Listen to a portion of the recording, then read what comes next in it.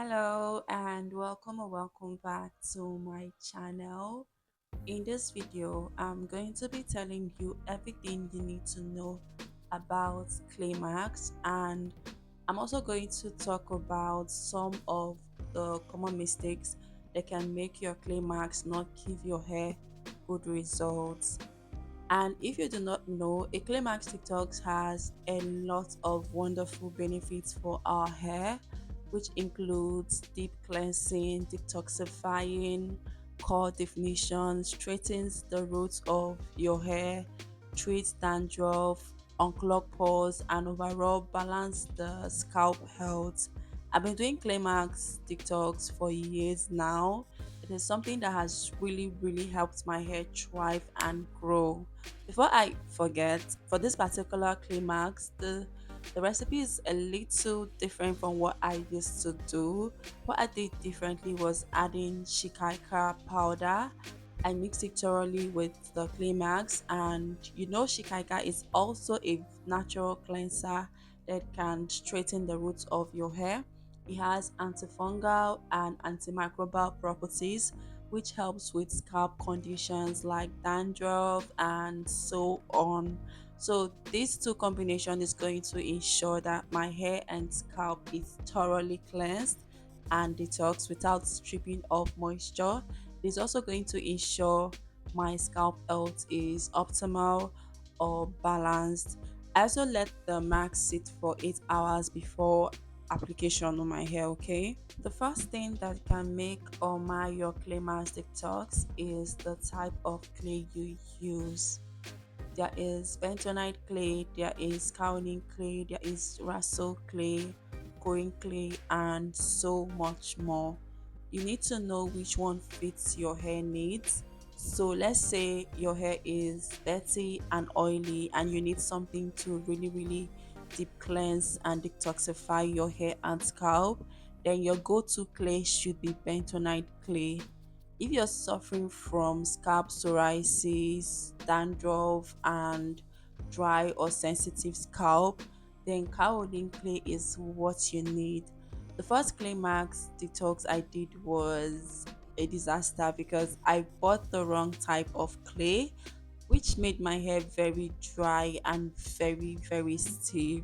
If you're not getting the store-bought version of the clays like I usually do, you're most likely going to find it difficult to differentiate each clay because they come in different shapes without any other means of identification.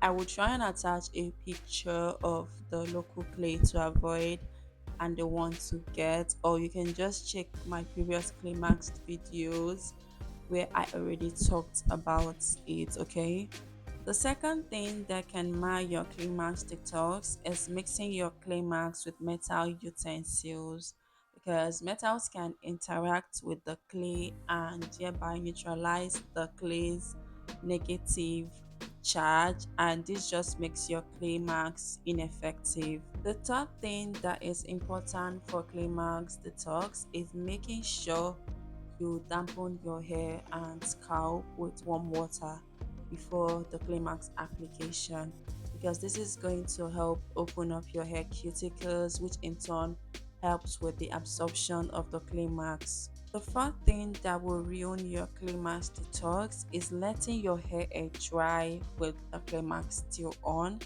instead of covering with a shower cap and letting it sit for 20-30 minutes, which will help trap body heat and allow the climax penetrate your scalp and your hair strands more effectively. The fifth thing that you have to avoid during your climax detox is applying your climax detox to tangled hair. That's like the recipe for disaster, because it is going to create a lot more tangles and knots in your hair.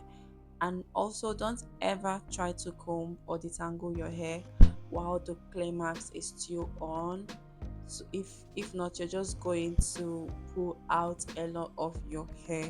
The sixth thing that will ruin your climax detox is shampooing your hair afterwards instead of just following up with a deep conditioner. And I know that a lot of people feel that clay marks do not clean their hair that much. And I used to be one of those people because like two times the time I started doing my clay mask detox, I after the clay mask detox, I went ahead to shampoo my hair, but I realized that during my application or process, there was absolutely no need for me to be shampooing my hair, because normally when I shampoo my hair, I usually shampoo and rinse like 3 times or so, depending on how dirty my hair is or how much product build-up and all of that I have on my hair. But I noticed that one period after I did a Claymax detox, my hair was very, very, very dirty. But after the Claymax detox, I just told myself, let me shampoo my hair. But when I shampooed my hair, I realized that, like, from the shampoo rinse and all, I realized that my hair was actually neat. Like, there was no need for that shampoo process, and the shampoo actually made my hair dry, which I didn't experience with the Claymax. Okay. Hey guys, I'm done with the Climax application, and I proceeded to apply the extra or excess on my face. And some of you have asked why I usually apply this to my face, and this is actually because Climax detox or Climax in general also have a lot of benefits for your skin.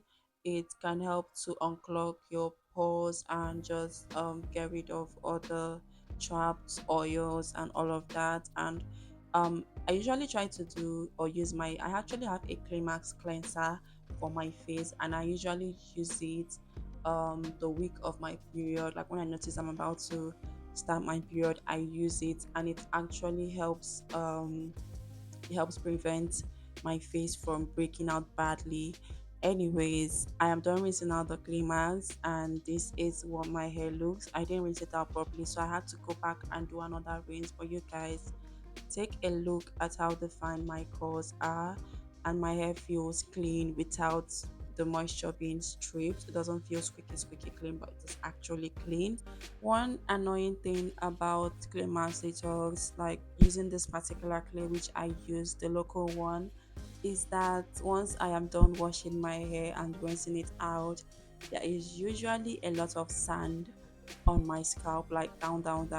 You wouldn't notice it, but once I try to separate my hair, or when my hair gets a bit more dry, there's a lot of sand down there. But it's actually not a big deal because it actually falls off once I comb my hair out properly. Anyways, I'm going to go ahead and deep condition, as I already mentioned. And thank you so much for watching. I will see you next time.